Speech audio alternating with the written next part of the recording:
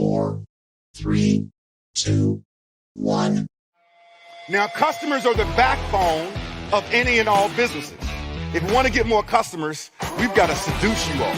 You've got to progress. If you want to attract bigger people in your life, then you've got to become a bigger person. You've got to become better at your skill sets. You've got to immerse yourself into personal development.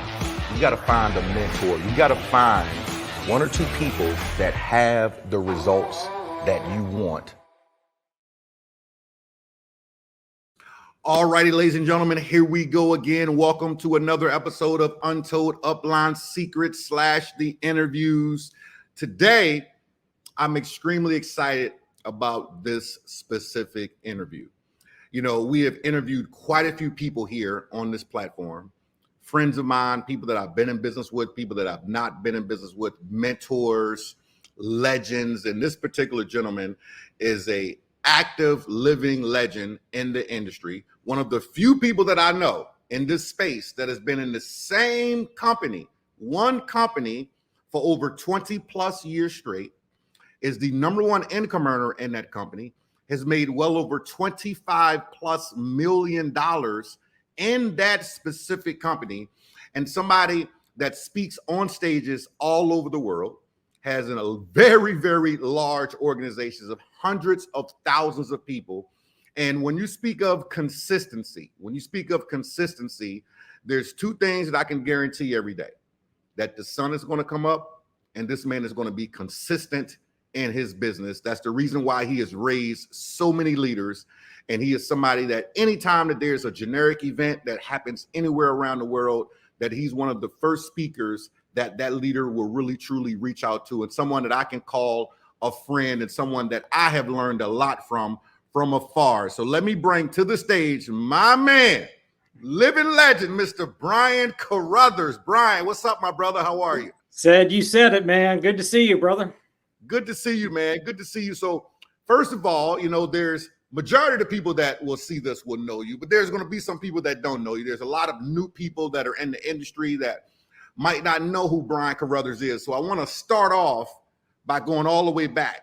Who is Brian Carruthers? Wow. Well, I grew up as an entrepreneur in an entrepreneurial family. So I got into collecting baseball cards at age 12. And that requires money to go to the dime store, to the convenience store to buy cards. And so I was shoveling driveways in the winter, raking leaves in the fall, cutting lawns when the sun was shining on the grass. I was doing car washes. I mean, I did whatever I could do to make money to buy cards. And I became an investor in cards. And I turned that into a business. And then when I got out of college, I went right into real estate. And then when I was in real estate, I discovered network marketing. And as an entrepreneur, as a kid, I applied that entrepreneurial spirit in the network marketing space. And within a few years, I learned my way up the ladder in network marketing, found the company that you're referring to. And for the last 25 years, I planted my roots, and I decided to just build. And here we are today. It's been an amazing journey.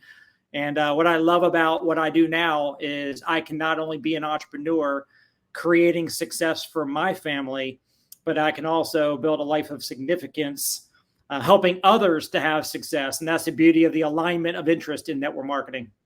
Absolutely. And build you have. So how big is your organization, brother? Because some people can't fathom some of these things. So how big is your organization? I got like 100, 150 people, something like that. Yeah. A couple extra zeros on the end of that. Well, you know, here's the thing. A lot of people over the 25 years have come along and went. As you know how this works, right? 80% of people who get a real estate license don't even sell a single house after they spend all the time and money to get their license, and then they don't do anything. So, I've got hundreds of thousands that have come through the organization over the years. But you take a look at the 80-20 rule, or the 80, 15, and 5%ers, however you want to slice and dice it up. But I've watched several hundred people be able to retire from their jobs and now living at home off their residual cash flow from the business. Nice. That's what it's about. So where are you originally from? Just outside of Washington, D.C. in Maryland. And I'm here in Leesburg, Virginia, where I live now. Oh, my backyard. You know, I grew up in Richmond all my life. That you gotta love VA. VA is for lovers. Yes, You gotta love VA. Gotta love VA. So one of the specific questions I've been asking everybody, because I can remember it clearly, and everybody smiles when I ask this question, but the very first time you were introduced to network marketing, take us back to that first meeting, that first coffee shop, that first hotel meeting when you were very first introduced to this industry. So I was 24. I was in our family real estate business. I was making about $100,000 a year at that point already. So I was a hustler, really working hard in real estate, leveraging our family name because we had our own family name, Prudential Carruthers Realtors. So actually it was Coca Carruthers back then. But I was really focused. And a guy I went to Villanova University with reached out to me and he said, Brian, I want to introduce you to somebody who played football for Villanova that was in our same year. Who's working on a project and he's making a lot of money and we want to show it to you. And I'm like, come on, dude, I have no interest. I'm super focused. And he just kind of got on me. He's like, look, you have nothing to lose. Just, Villanova grads, let's get together. So anyhow, I decided to go ahead and take that meeting. I pull up in my used Ford Explorer that I bought off my dad, and he pulls up in a Mercedes convertible. And I heard his story about how he tried out for a few NFL teams, didn't make it. So he wound up being a social worker in downtown Philly, driving a used car and living in a one-bedroom apartment. And so here I'm listening to a guy who that was his story as I knew it. And that's why I was discounting the opportunity, because I was discounting him. Right. But when he pulled up in a car that I would prefer to be driving as a 24-year-old, I mean, look, it might sound shallow, but it is what it is. I mean, he got my attention when I saw the car. Right. And the rest is history. I discovered residual income that otherwise in real estate you don't have. I was living deal to deal, check to check. And and back then that company was selling long distance services where you get a phone bill signed up and you got paid every month off their phone bill. That was a big paradigm shift. Was that Excel? It was ACN. ACN, gotcha. My first company was Excel in '99. So when Kenny Trout sold Excel, that's when a lot of us transitioned over to ACN. So yeah. And wasn't that sexy, man? It was like everybody's got a telephone. That's easy. Like, but it's not as easy as it sounds. Yeah, but yeah. this interview is going to be a little different because I've got different questions in my brain that I want to ask you, but I like to do this in the way that it just flows, instead of it being some cadence to it. And it makes me think when I look at you and I understand your background, there's going to be one of the questions that some people are going to ask right off the top, and I want to get it out of the way. In this industry of so many companies, so many opportunities, so many flash in the pans, everybody's starting a company, this product, that service. How is it in the midst of all this noise? Have you been able to sit still with your blinders on for 25 years in a row and build one thing? So it's a great question. How do I best answer this? I married my business. And so when you get married, if you marry properly, like you intend to marry one time, you make your decision and then you tie the knot and then you go through life together through the ups and the downs, right? You have beautiful things going on in your marriage. You might have challenges where you might need to go get counseling, but you work through the stuff, right? So I bought into the vision, the company I'm with right now for 25 straight years. I made the company mission my mission. I was not a part of somebody else's company. I made it my own company, even though I was a newbie. I'm like, I'm making this my mission. I married it. Now, I am on my second marriage, by the way. My first one didn't work out. We have an amazing 17-year-old son, Talon, who came from that marriage.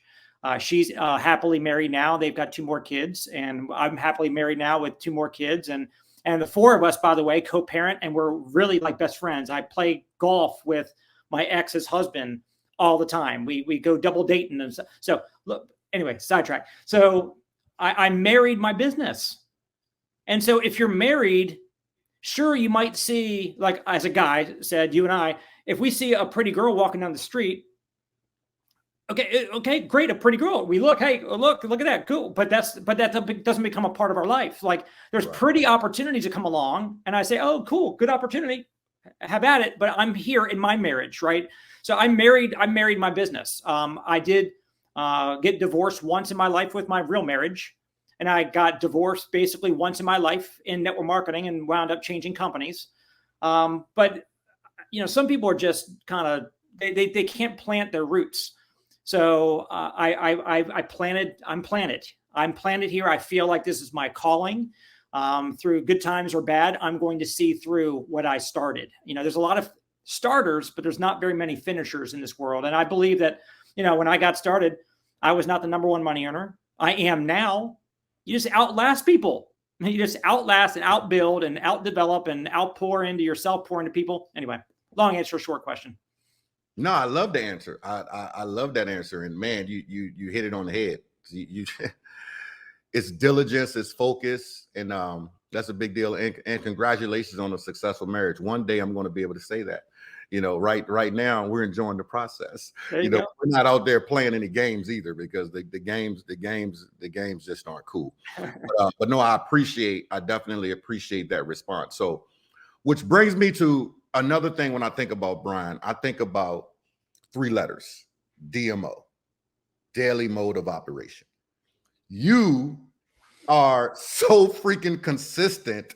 It's bananas. So take us through a process. And I want to frame this as the number one earner who's made over $25 million in that specific company. That has nothing to do with your real estate. And I know you're still big into baseball cards, because I can see like your collection is bananas. So just in that company, but when we talk about a DMO, take us through the process that you still do to this day as the number one earner that's still actively building. Well, so this is a loaded question, and I love this question. I get the question a lot. I'm sure you do too. People say, all right, well, tell me, like they want to come shadow me. Can I come like watch what you do? And a newer person should not be watching what I do now. The better question is, what did you do when you were new that got you here, right? Don't look at what I'm doing today, 25 years in. I've got a lot of different things that I do that they can't do because they don't have a team to lead. And so anyhow, I really do believe that staying in phase 1, which is selling and recruiting, is of the utmost importance. And not everybody agrees with this, and I'm not, and it's not a right or wrong. Everybody, take both sides of this. You both can be right. You can support it. I've been a big believer of leading by example. There's an old saying: I'd rather watch a leader than to listen to one any day.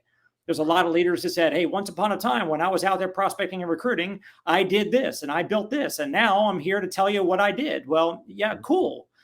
Better than them not being there to tell you what they did. But I like to be able to tell people, hey guys, here's how I just prospected my new recruit that I signed up yesterday.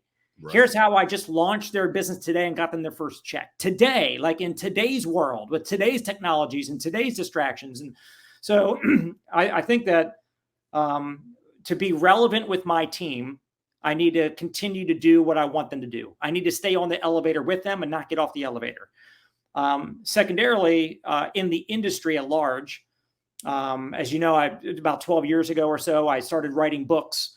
I started with Making My First 10 Million, the story of money and leveraged income, to teach people, why they need a residual income and why network marketing is a good thing. It's a little booklet, a little handout as a recruiting tool. Yep. And then I wrote Building an Empire, which took me a year and a half to write because there was it blew my mind, by the way. There was like Your First Year in Network Marketing by Mark Yarnell.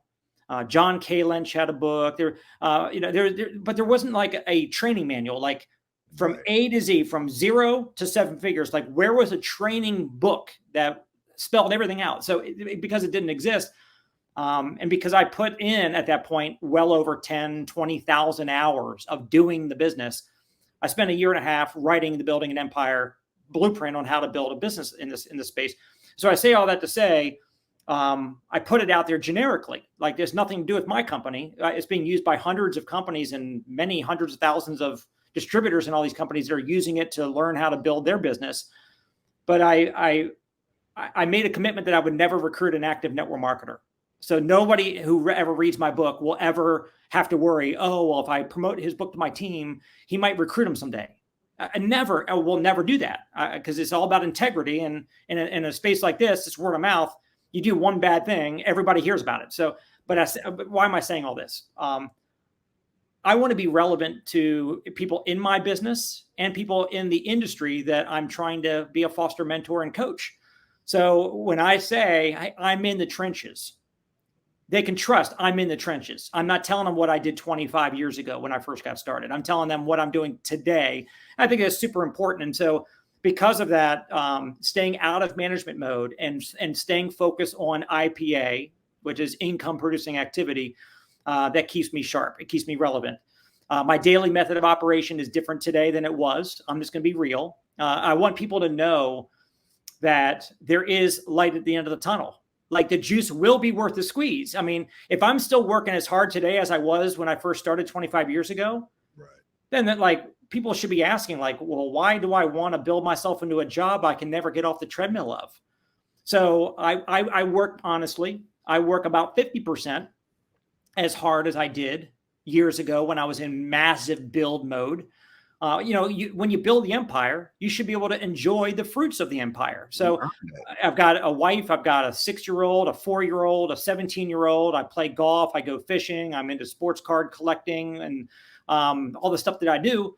So I'm enjoying life. I'm really big in my new walk in my faith now. And because of that, I'm doing a lot of things with the kids' school and our church. And so all that said, here's what's pretty crazy, what's crazy about it is I'm a full-time network marketer in what I do. I'm full-time in my business, but I still work less than half the day as far as like a true like work day. I'm working a few hours a day. Let's be real. Most full-time network marketers are full of it. They're not full-time. They just don't have jobs anymore. Yes. They stopped their 8-hour-a-day job working for somebody else, and now they're working for themselves, and now they work about an hour a day of truly talking to people that can be signed up, whether it's their own prospects or whether it's 3-way calls for their team prospects or whether it's doing presentations for their team or whatever. Like they're doing less than an hour of IPA a day, and they scratch their head wondering why they're not making 7 figures a year. And they do harm. Here's my belief. They do harm to our industry. They're harming their own downline people. You know why? Because the story is, oh, my upline leader is full-time in this business and he or she is only making $100,000 a year or $200,000 a year. You know, our company doesn't provide an opportunity to make 7 figures a year because if my upline can't do it and they're full-time, how is little old me? How am I going to be able to do it? Well, you know how you're going to do it? You work this business full-time. Like legit do it. Like when your upline is pretending to do it and not, the optics of that seems to portray that there's not a significant 7-figure opportunity in that company. And it's just, unfortunately, it's just people just don't know the truth that they're not working as hard as they used to work. They got off the elevator and that's why they're stuck at that income level. Man, you said a mouthful, bro. You said a mouthful right there. And that's real. And I love the fact that you're being so authentic, because I think that some people after a meal, after 2 meals, after 3 meals, 5 meals, whatever, sometimes people can get complacent. But after, $25 million is like, hey, I don't need to sugarcoat anything. Like, this is it. Like, if you do this, this is how it works. So I appreciate the realness. So let's take that down the rabbit hole even deeper. You weren't always the number one income earner in your company. And there were things that you had to learn and things that you had to grow through. So how important would you say that mentorship and leadership is when people are really looking to build something big? Well, here's what's funny about this. You're asking a good interviewer, because I do a lot of interviews like this. I'm sure you do too. Some people are just not good interviewers. their questions just are not good. So your questions right now, and they're not scripted. You didn't tell me what you're going to ask. These are amazing questions. So I know your audience, appreciates this. Leadership is everything. Mentorship is everything. I went out to Chicago in February of 2023. Okay. So just months ago. And I was going to buy a baseball card collection from somebody that was referred to me.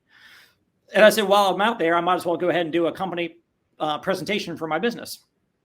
So I was getting in the elevator, going downstairs to do an event for my company.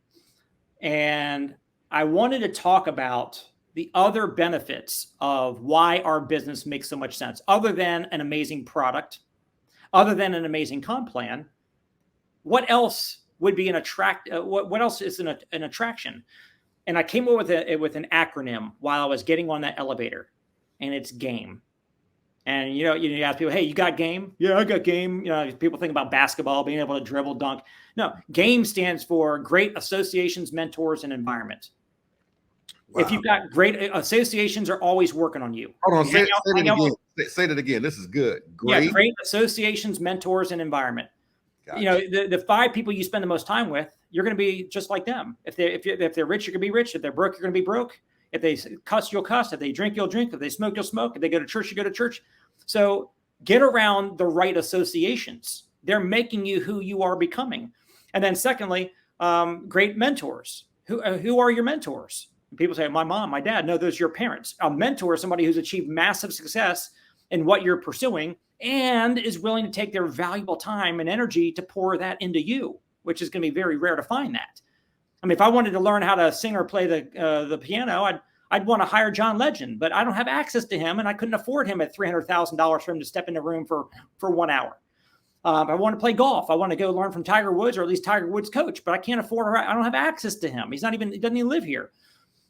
Network marketing provides mentors, people that are at the top level of that industry, and the company, you don't have to pay them. The company pays them to help you.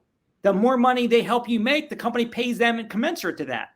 Right. So when I got into my business, I had mentors, 7-figure earners, and even in my situation, Paul J. Meyer, a billionaire, who were there to pour into me.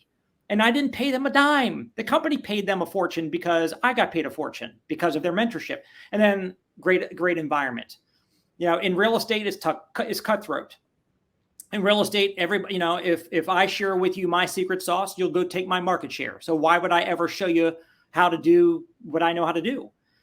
In a job, your boss doesn't want to give you all their insights, because then you'll take their job one day. So in network marketing, when you've got great associations, great mentors, and a great environment where you're lifted up at all times, you've got personal development that's woven into the fabric of the business model that you're in. I think having GAME is everything. As a matter of fact, Darnell Self, who I know you're friends with as well, he's best man at my wedding, and just like a lifelong friend who I met through my business. I met this man who has become this great friend. He and I did a 5-hour training several years ago, which we recorded, called Network Marketing Leadership Academy. I remember that. It took 5 hours to train on the 3 phases of leadership in this business. First, you have to be a leader that people want to join. Then you have to be a leader that people want to follow. And then you have to be a leader who develops other leaders. And it took us 5 hours to do a deep dive to teach that.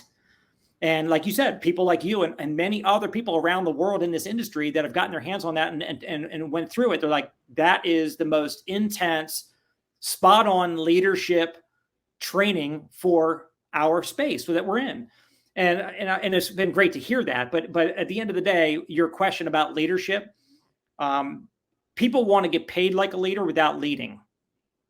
And it doesn't work that way. So first you have to be a leader that people want to join. That's called recruiting. Be a leader. You can recruit without being a leader. Like you can recruit by being really busy, sending out video links. You can do small things and still have success as a recruiter. But are you a leader? People, are they joining you? Are they attracted to you? Become a leader that people would want to join and attach themselves to. Become a leader who people want to follow. You know, are you a leader that people are following? Look back. Anybody back there? If you're recruiting people and they're going out the back door and not sticking with you, then you have not become a leader that people want to follow. Like, what are you reading? What are you listening to? What events are you attending? Are you reading like Cedrick's book? I mean, are you filling yourself up so when your mouth opens, good stuff comes out? Are you the rock in the river that people want to attach themselves to and know that you're a strong influence in their life that they would never want to be without? And then are you a leader who is duplicating yourself? Are you developing other leaders? And that's when I learned you become legendary. You start making tens of millions of dollars when you get to that third phase of developing other leaders. You don't want to hog the spotlight. You want to shine that light on other people. You don't want to be on the stage anymore. You want to be at the back of the room with a smile on your face, knowing that the people that you poured into, they're the ones that are up on stage getting all the recognition and doing all the training. You know, it's so funny you say that. Something that stuck with me, a partner said years ago, and we were in France doing an event, and it was about 1,100 people in the room. Everybody was in my organization, but 98% of them did not speak English. And he was training, and he said, I just want all of y'all to know that my sponsor is at the back of the room, and all of y'all are in this organization. And everybody started looking around. Well, just like you would do, I didn't wave. I just looked around too, like, who is? He was like, here's the goal. And you just alluded to it. He was like, the goal is when you first start off, you start off in the back of the room. You're learning, you're absorbing, you're trying to figure this out, you're trying to figure it out. That next step is getting to the front of the room. Now you're training, now you're leading, now you're doing all those things that you look back at. But the whole goal is to get right back to the back of the room, because you've got leaders in the front of the room that's stabilizing the business. And that's what it's all about. And I think too many people get stuck at phase two. They just want to be in front of the room. They just be in front of the room, and they're not raising leadership. And it's impossible to make the global impact that you've made in your company as well as in the industry without creating leaders. It's impossible. Right. And people don't get that, which leads me to my next question. I've always said that network marketing is personal development with a product attached to it. That's all it is. It's personal development with a product attached to it. How is personal development help build your character, your morals, and your leadership skill that you've been able to portray, live, and share with others? Another good question. Some people weaponize personal development. You can have two different people with different character and different philosophies that read the same book. Two people can read Think and Grow Rich or How to Win Friends and Influence People and go out into the world and do two different things.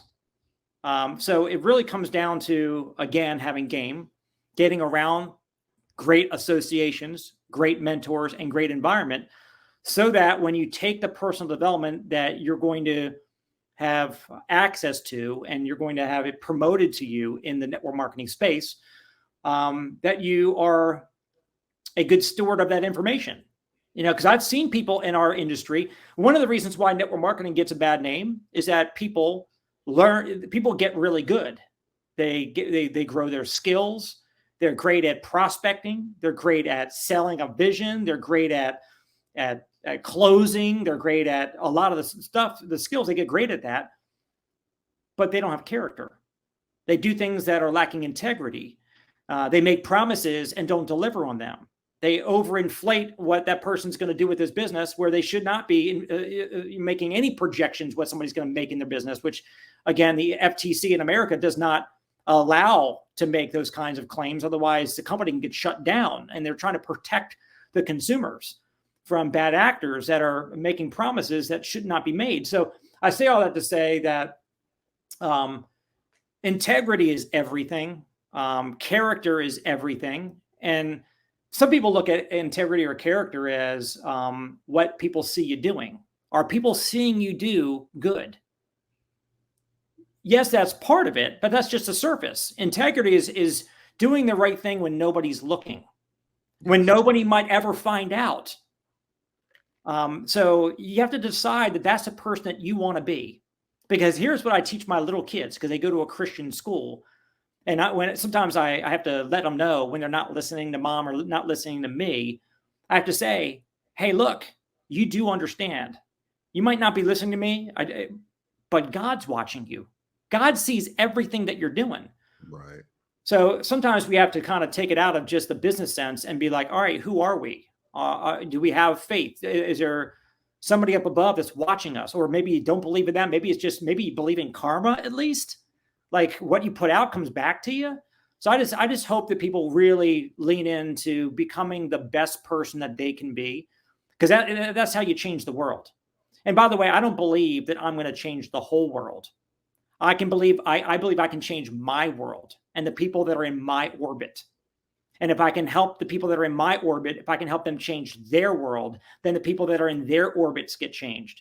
So for me, I'm just a stone thrown in the pond, and the ripples that are spreading away from me, I can't really have that much control what happens in the outer rings, but in the close by rings, because I've got strong character, I can have a really great impact there.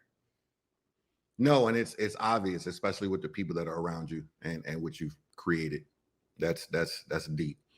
You know, you said something. You mentioned a 3-letter agency, and man, I love this interview because I don't have to go to my notes. It's just your monkey branching so easy. It just makes it so easy. You mentioned the FTC. Something I always say. I said I don't mess with 3-letter agencies. CIA, DEA, IRS, FTC, FBI, anything with 3 letters in it's like, I put up a post last week. It ruffled a couple of feathers. I'm actually pretty good at that. It ruffled a couple of feathers, but it was the truth. And I said, where I grew up at, you live in Virginia. I grew up in Richmond. You know how Richmond is. I said, where I grew up at and how I grew up, we didn't count our money in front of 5,000 people that we don't know. That's not what we did. I have never, since we've been friends, 8 figures later, have ever seen you put, just made $25,000 a day, just made $17,000 a day. Here's a screenshot of my check from last week. And we see all this happening in this industry. Tell me your feelings about that bait and switch, because I feel a way about it, because it's become the wild, wild west. And even though the FTC is out there and the government is out there, and yes, companies can get shut down because of it, but because of social media, it's just become the wild, wild west. What is your take on that? Because you've never done it. So I already got an idea of how you think, but I want you to verbalize. I want to hear it from you. So I've gotten to a place in my career, and you might call it maturing, where I don't just wear a distributor cap. Now, I don't have ownership in my company. I don't wear a corporate title, but I am involved in a lot of company conversation, especially being the top earner in the company. And for about 20 years of my 25 years, or a little more than that, I was the one speaking on the company video, and I've been in boardroom conversations at the home office, helping make decisions, because I get what we do. I've got good insight and intuition. I can, provide good input for decisions that need to be made. So I've always been, for 20 plus years, wearing both hats. So I understand what a distributor thinks and is important to a distributor. I also understand what is important to a company. And so, for example, when people leave a company, one of the big things is, oh, well, you should not attack that person. You don't own that person, so let them go. Okay. Well, if they go quietly and just go do their thing and not turn back, 24 hours ago, they were saying how much they love the company and how amazing the company is. And then one day later, because they made a decision to move on and they want to go recruit into the next company, now they're going to completely flip the script and say, oh, that company is horrible. I mean, that doesn't even look good. It's not even a good look on you, like for flipping like that. That's just weird. It's self-serving. But then people say, well, how dare the company try to defend the company by, whether it's a lawsuit or cutting off their check or whatever it is. It's like, well, here's the thing. If I had a leader, well, I'm going to put everybody listening to this. if I was a leader on your team, you guys as a listener right now, if I was a leader on your team and then I left and I wanted to start recruiting everybody from your team, and I started saying a bunch of stuff that I shouldn't say, that's not even true, trying to entice them to come over, would you want the company to come step into your rescue and stop me from doing things that are malicious? Of course you would want that. But here's the problem. If you're the one who's choosing to leave, how dare the company try to stop me? But you would want to call mommy or daddy in to stop the damage from somebody else leaving you. Everybody wants it where it only serves them. So people need to stop being so emotional and just look at it from all angles, not just from their own self-serving angle. So go back to, that was totally not even the answer to your question. Your 3-letter question is, with showing income, that's been happening since the 90s when I first got into this whole network marketing space. Back then, you used to fax people a copy of your check, right? We didn't have texting and social media posting. So it's been happening since the beginning of time with this industry. And so let's consider, why do people do it? If people want to, I don't have a problem theoretically, conceptually saying, hey, here's how much money I make to show you what's possible. Right. I get that. And I've told people over the years, I'll be real. I've told people kind of what kind of income I was making over the years. I don't flash it around. I don't show copies of checks, my back office, but I've told people how much money I've made so that they see what's possible. But I will never, ever, ever, and this is where the FTC has a problem. If I say, Cedrick, come over and work with me in my business, here's how much money I'm making and here's how much you're going to make. You can't make any kind of a statement. I can't even tell you, hey, come over here and you're going to make $200 this month. I can't. I can show you the great product. I can show you the comp plan, and I can explain how the money works, and you can formulate in your mind about how much work you do and how much sales you make and how much you make. I can help you navigate the math, but I can't make any promises. And that's where I have a real problem in this industry, where people are willing to say whatever needs to be said to get somebody to join them. And that's where there's a problem. And I really have a hard time with that. No, I agree. And I think, there's a time and a place for everything. And the key word that you said was maturity. It's maturity. It's a time and a place for everything. And things can be said in a way that it doesn't affect a gazillion other people, but it also doesn't look like enticement either. Yep. And I think the other side of it is, and you and I know some of these people, and I won't mention any names. I think the other side of it is that we know people that make really, really, really good money that have been touched. And for those people that need to figure out what touch means, go look it up. But it's not in the regular dictionary. They've been touched without publicly saying this happened. And a lot of that happened because of flash. Now, lifestyle, people can determine certain things. But to post my back office that shows this just got deposited, or my bank account, some of the stuff I see these days, and I'm like, you guys act like there's not goons that are out here that are hungry, that'll be like, oh yeah, I don't want to build your business. Let me figure this out. And some of us speak from experience, and then others just don't change until the experience happens to them, Yeah. I mean, it does invite things. And one of the things I would encourage everybody to think about is, you live by the sword, you die by the sword. It cuts both ways. If you flaunt it to attract people, well, guess what? Somebody else is going to have a bigger flaunt next year, and that's going to attract them right away from you if it was a flaunt that mattered in the first place. So, and a company that's allowing their distributors to flash checks and do the things you're talking about, would you want to attach yourself and put your eggs in that basket, knowing that the government is not going to allow it, and it's just a ticking time bomb before it implodes? And now you just wasted a year, 2, 3 years, 5, 10 years of your life for a company that's not there anymore. I mean, I've been around this industry for 29 years. I can't tell you how many hundreds of companies are not here anymore because of all kinds of different things that happened. So to me, it's like Warren Buffett said, The time to get stressed out about whether you should own a stock or not is before you buy the stock. Like, do your due diligence before you pull the trigger and buy it. After you bought it, then you hold on. You made an educated decision. You bought it for reasons. Now hold on. Don't worry about what happens to the stock next week, next month. If you got a long-term horizon, who cares about the gyrations in the stock market, in the economy, in the company? If you bought it for reasons for the long haul, I mean, then stick with it. If you're evaluating a network marketing business, you got to ask yourself, is this company going to be here 20 years from now? If you want to be the next Brian Carruthers in your company receiving residuals 25 years from now, ask yourself, will that company be here 25 years from now?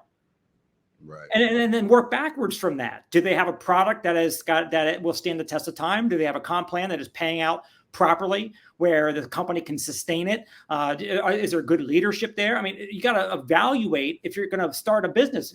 Most network marketers don't realize they started a business. So they don't know, and they've never went to business schools. They don't know how to evaluate a business, and that's not on them. I mean, I don't blame them if they didn't learn how to do this. Some of us, sometimes you have to go be around and see a lot of the things happen and learn from the mistakes that you see happening in the industry to realize how to evaluate. You've been around long enough. You've seen all the bad things that have happened.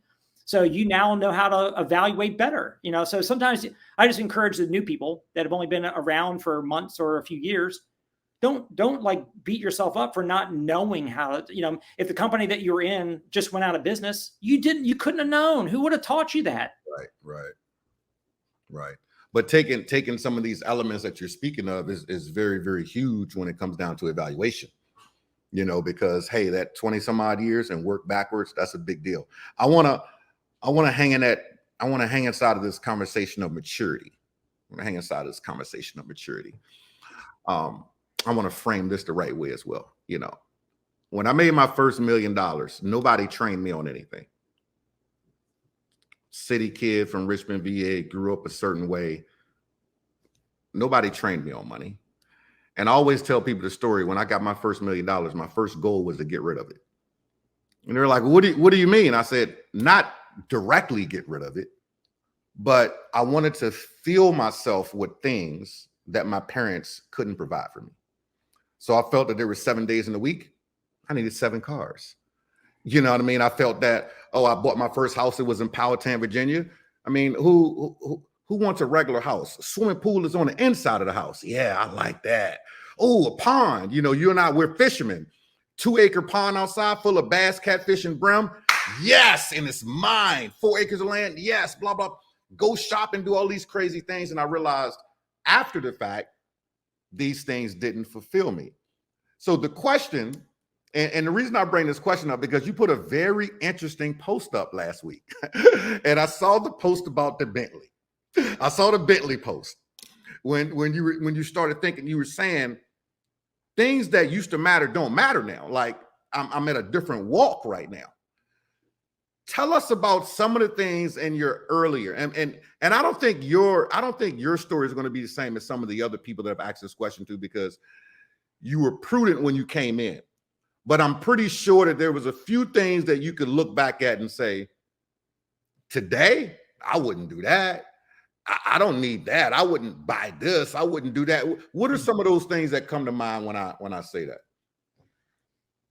So I personally would not look back on my storyline and change anything.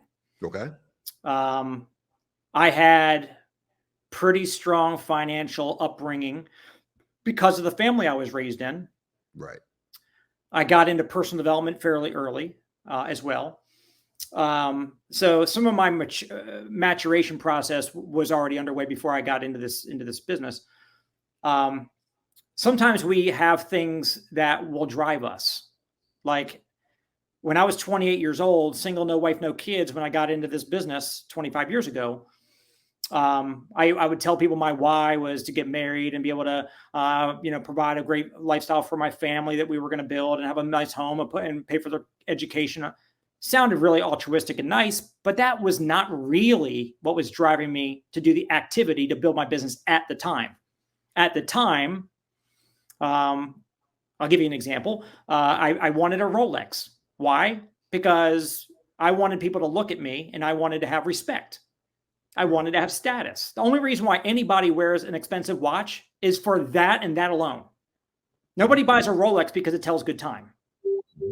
Like seriously, a Timex tells a better time than Rolex. Okay. If you forget to move your wrist around a few times or you take it off for 3 days, it stops and you got to reset it again. But so I wanted status. So I wanted to get a stainless and gold Daytona Rolex, which at the time in 1998 or 99 was $7,000. So I said, when I hit this goal of going platinum, I want to get myself that watch. So I did that. 6 months in, I went and got that watch. I used to wear it all the time, and I would roll my sleeve up so people could see it because I wanted respect. That's what a lot of people want. Men and women, especially men, want that. And so that drove me. And guess what? In my business, what I love about network marketing, it doesn't matter what drives me. I'm doing good. The money we make in network marketing is a reflection of how many people we've impacted in a good way. So that Rolex caused me to go out there and do good by people. I wanted a Ferrari so that when I pulled up at a bar, instead of me walking up to a girl and say, hey, can I buy you a drink? And they always pretty much told me no, because I'm not Brad Pitt and I wasn't anything special and whatever. But if I pull up in a Ferrari and the girls walking in saw me pull up in that and I walk up in there, maybe this is my thought process. Maybe they'll say, hey, sure, I'll take a drink. So the respect and status and all that, I wanted I got the Ferrari. I built a 6,000 square foot house with a gym and a hot tub and a movie theater and all that stuff, kind of like what you were talking about. You did. I did that at the age of 30, 2.5 years into my business with where I'm at. So let's fast forward along the way to the Bentley story from a week ago. So I was driving my car into the shop to get a $4,000 service with basically a glorified oil change. Whew. And I was just, I got $281,000 of money into the car from the lease and the buyout. So I paid $280,000 for this thing in the first place. And it sits in my garage. I barely ever drive it. And I was just thinking about it as I was driving down the road, thinking about how much I'm going to spend on this service. I'm like, this car meant so much because it drove me to go do the things I needed to do to get it. Right. Like Jim Rohn used to teach, don't make $1 million for the money. Go make $1 million for the person you had to become to make the $1 million. Right. So the person I had to become to be able to get a $280,000 car, I'm stinking proud of that. I'm proud. I look in the rearview mirror, not to look at the people behind me. I look in the rearview mirror to look at the eyes of the guy who earned that Bentley. So I'm proud of that.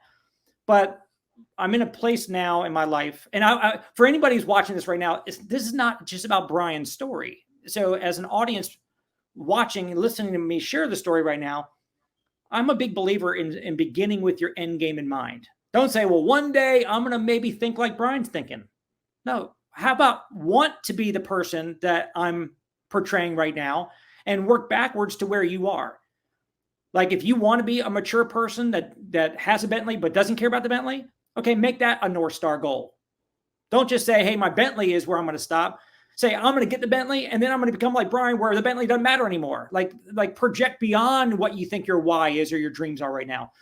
So, and you saw me on stage at Ray Higdon's Faith Over Fear, and I shared my story about my new walk in my faith. And this has only been about a year where I've been on this walk. The money still matters a lot to me, only because I'm going to use it for things that are not for more toys. My family doesn't need anything else. Whatever they need, the kids going to a good school, food on the table, going on some decent trips and so on. We got that handled, but I can do amazing things. Like I'm giving away more to my church than I used to make in my years in real estate or network marketing. So again, so to wrap up this question, I hope everybody gets to a place where this is bigger than you. People used to say, well, Brian, you're all about money. You're all about building your business, but how about you like go help your fellow man? Like what do you do for charity? What do you do to serve others? Here's my philosophy that I held on to. I said, well, you know what? I could go spend 5 hours a week at a homeless shelter or at a soup kitchen or doing something to serve people that are in need. I could do 5 hours a week for that. But my thinking was, but what if I take that 5 hours and do serious income producing activity in my business, bring in new people, give them life, give them hope, help them to free up their time, help them get on the other side of money. And years down the road from now, what if I can free up 1,000 people on my team to now each of them has 5 hours a week that they financially can afford to go spend doing good in the world. So instead of me spending 5 hours a week myself, I'm going to delay that gratification and focus on my business for those 5 hours. And over the long haul, get 1,000 people in their communities spending 5 hours of goodness.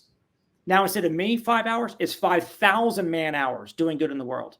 Right. That's what I wanted. Nice.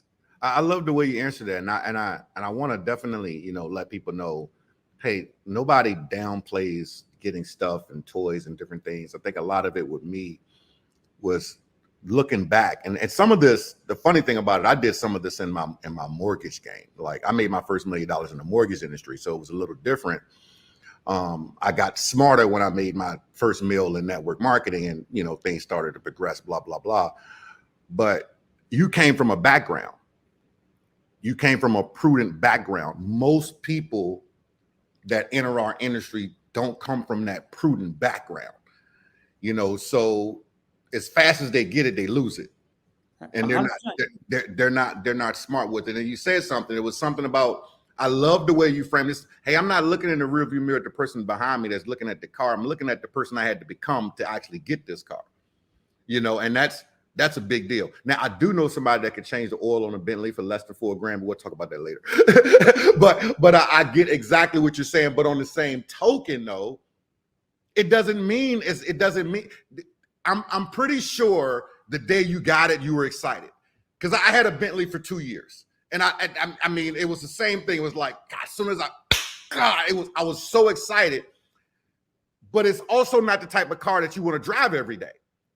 You don't want to let it sit too long either, though, because the dealer tell you you better run it at least once a week. Yeah. The car wants to go. If you let it sit, you'll mess it up even more. It has to go. Most people don't know that about foreign cars, but it's not a car that you're going to put 30, 40,000 miles a year on. You're just not going to do it. You know what I mean? But now that you have it, it's like, I go outside, I see it in the garage, it's sexy. If I want to take my wife out somewhere special now, and I want to pull up in the Bentley, cool. Yeah. But it's not the driving force anymore. You're thinking about something bigger. And that's and I know we got only 5 minutes before our hard stop here. And I want to just, I don't have a hard stop unless you've got a hard stop. I do. You do? Okay, perfect. I got you. No problem. So, and that's, I don't know if you ever read the Money Mindset book. I put it out maybe back in like 2017. Okay. I saw a friend of mine who was making $200,000 a year in network marketing buy a Lamborghini. And I love the guy. $200,000 a year? $200,000 a year, bought a Lamborghini. Okay. And that's not unusual. Maybe not that particular car, not that exact formula. But I see, like you just said, so many network marketers that are making a bunch of extra money, whether it's an extra $1,000 a month or an extra $10,000 a month, or maybe they go to $50,000 a month. And then at the end of the year, they still haven't, their net worth has not moved, right, because they're churning and burning. They are conditioned and programmed to service debt. What's my cost of living? I need to go out and make X amount of money. I pay the bills, and whatever's left is left over. And now I get to blow that. So I started with the end game in mind. I got into this business to build wealth, not to just make money and spend money. So if you have a wealth building mindset, which, again, I'm not trying to self-promote here, but no, please. This guy right here is attracting money. He's attracting money.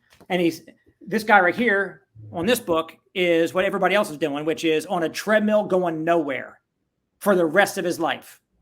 And so the reason why I wanted to share the idea about the money mindset, why I had to write the book, and we've got mutual friends like Fraser Brooks has already interviewed me, I think 3 times about money mindset, because he's like, Brian, I coach networkers all over the world, and they're all suffering from the same problem. Some of these people have made millions, but don't have millions to show for it. Right. I've made millions, but my net worth is higher than my cumulative lifetime earnings. Why? Because I had reasons to do it, and then I had a plan to go do it. So find a way to attract more money, pay the proper but the least amount of taxes, and then deploy that money into investments that are not super risky. Of course, you can do some risky stuff, but have some methodology or some strategy to actually have your net worth grow. My last time I spoke at GoPro, even though I had a small speaking slot for only a handful of minutes at that event, that was the topic I chose. Wealth building is money mindset. If you have an end game in mind, if you want to become wealthy, I didn't feel super secure financially in my life until my net worth was $15 million. That's when I stopped worrying about money. When I hit 15, I don't know why that number that's just where it happened for me. Up until then, I always felt like, I could lose it at any time. What happens with the stock market? What happens in the real estate market? What happens if my company goes away? But once I got beyond that, then the security was not an issue for me anymore. Now it's like, how much can I earn? Because it just shows how many people I've helped and how much I can do good in the world for the world and for his kingdom to be able to do good things with that money. So I want to keep making more. But people have got to, at any level that somebody is in their network marketing journey, they've got to, I don't say stop. Never stop your car to go get it worked on. In network marketing, don't pull off the road. Stay in the fast lane, stay in your lane, and get your mechanic to bolt on side of you and work on your car while you keep going. Don't ever lose momentum. I'm not going to say, stop your network marketing business and go read Money Mindset. I'm saying, read it while you're going. Like, get better at the financial education and maturity right now and going forward. So that way, when you're making money, you're paying your tithing, you're paying yourself first, and you're living off a smaller portion of what you're earning. Bro, that's deep. That's deep. I know we got this hard stop here in 3 minutes, but man, I wish we had more time because you've got so much knowledge and So just really quickly, put up a couple of your books again real quick so people can actually see them, so they can see the whole thing. And where can they pick these up at? Is this an Amazon thing or a direct link? Because I can put a direct link under the video. Yeah, they can go to briancarruthers.com and they can just go right into the store tab. I'll share with you very fast. Making My First 10 Million is a great little booklet to give to a prospect to open their door of receptivity before you start trying to recruit them into your business. This is going to get them to want to find out about residual income and a network marketing business. And then you show them your business. Now you're talking to somebody that wants to hear it. Then I wrote Building an Empire, which is, a lot of people say, it's the de facto training manual for the whole industry. I mean, everything. And I updated it during COVID because with 9 new chapters, because things changed. The cheese moved and new things were being done, Zooms and everything else. So this book is everything from the philosophical stuff to the how-tos, to some scripts, to the leadership. Everything is in Building an Empire. And here's what's crazy, said. People were like, oh, how much is it? Oh, $17. Oh, I can't spend $17 on a book. Let me just go bang my head against a wall for 5 more years instead of investing $17 in a few hours of their life to go figure it out. And then I wrote Money Mindset, which I just talked about. This has got to be an immediate, and it's not a long read, but it's anyway. And then lastly, Untrapped, Freedom Manifesto. This one really helps people to understand why they need to do what they need to do with what they've got.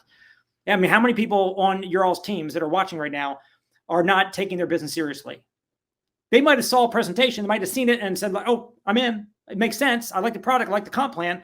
But then why didn't they not move forward with it? Why are they not doing the activity? Well, you're not done recruiting them after just because they signed up. You got to keep on re-recruiting them. Why is it that they need to have residual income? Why do they don't even know that they're trapped in their job or their traditional business on a treadmill to oblivion going nowhere fast? This book is going to convince people on your team to actually recognize what they got their hands on and take it more seriously. It's going to show them the end game that's possible here, and it is not possible at their job. So this is great for existing people and also for prospects. So they can go get it on briancarruthers.com. Awesome. And I'll list the link under this video. Brother, I appreciate your time. I'm humbled that you spent an hour here with my community. Continued success. Keep crushing. Keep expiring out there inside of the arena, man. And thanks so much for spending the time. I really man. Great to be with you, man. Appreciate all you do. All right. We'll chat soon. Thanks so much. Yep.